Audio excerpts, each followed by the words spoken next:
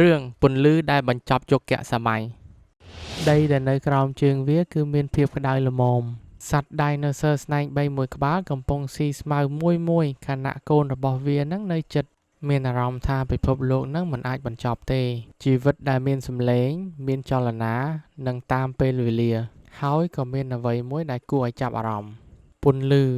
មុនដំបូងនៅតូចហើយមើលទៅដូចជាផ្កាយប៉ុន្តែរះពេលថ្ងៃភ្លាមពន្លឺនោះកាន់តែភ្លឺទៅធ្វើដំណើរយ៉ាងលឿនស្នែង3ក៏ងាកក្បាលបន្តិចទៅមើលលើកដំបូងសម្រាប់ជីវិតវាដែលមានអារម្មណ៍មួយថាចម្លែកតែមួយផ្លែតសោះពន្លឺភ្លឺដូចព្រះអាទិត្យបន្ទាប់មកអ្វីៗទាំងអស់ក៏បានផ្លាស់ប្ដូរប្រហែល66លានឆ្នាំមុនពន្លឺនេះបានក្លាយជាវិបត្តិធំបំផុតលើផែនដីអាចផ្កាយដ៏ធំមួយបានធ្លាក់លើផែនដីបណ្ដាលឲ្យមានរណ្ដៅដ៏ធំមួយឈ្មោះ Chicxulub នៅប្រទេសមិចស៊ិកអាចផ្កាយនោះមានបណ្ដោយ10ទៅ12គីឡូម៉ែត្រដែលមានទំហំស្មើនឹងទីក្រុងភ្នំពេញវាមានល្បឿន20គីឡូម៉ែត្រក្នុងមួយវិនាទីយើងប្រៀបធៀបពីភ្នំពេញទៅសៀមរាបតែ15វិនាទីទេគឺទៅដល់ហើយដែលមានថាមពលស្មើនឹង100 trillion តោន TNT បើប្រៀបធៀបទៅគ្រាប់បែកប៉ារ៉ាវ៉ាណូដែលធ្លាក់នៅហីរ៉ូស៊ីម៉ាគឺស្មើនឹង10,000 លានគ្រាប់បែកក្នុងរយៈពេលប៉ុន្មាននាទីរលកសំឡេងបានរីករាលដាលទូទាំងពិភពលោករញ្ជួយដីដែលធ្វើឲ្យបែកទ្វីបឯរលកយក្សសមុទ្រឡើងខ្ពស់យ៉ាងសាហាវដែលមានកម្ពស់រាប់រយម៉ែត្រប្រៀបធៀបនឹង Burj Khalifa ដែលមានកម្ពស់828ម៉ែត្ររលកប្រហែលជា1/3ទៅ1/2នៃកម្ពស់នោះវាដូចជាជញ្ជាំងទឹកធំមួយអ្វីដែលផ្ដាច់ពូជដៃណូស័រគឺភាពងងឹតប៉ុន្តែមិនមែនការធ្លាក់ផ្ទាល់ទេតែសម្លាប់ភាគច្រើនអ្វីដែលកើតឡើងបន្ទាប់ធូលីនិងកាកសំណល់ពេញទៅលើអាកាសហេតុនេះពន្លឺថ្ងៃមិនអាចជ្រាបចូលដល់ស្រទាប់ផែនដីបានអស់រយៈពេលជាច្រើនខែឆ្នាំផែនដីបានធ្លាក់ចូលទៅក្នុងរដូវរងា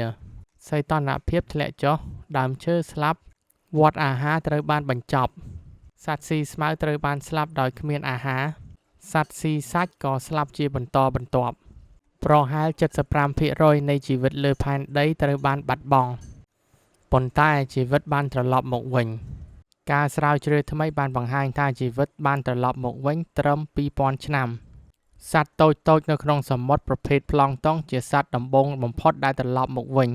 ពួកវាបង្កើតឡើងវិញនៅមូលដ្ឋានវដ្តអាហារពីកន្លែងបំផ្លាញទៅកន្លែងផ្ដើមជីវិតថ្មី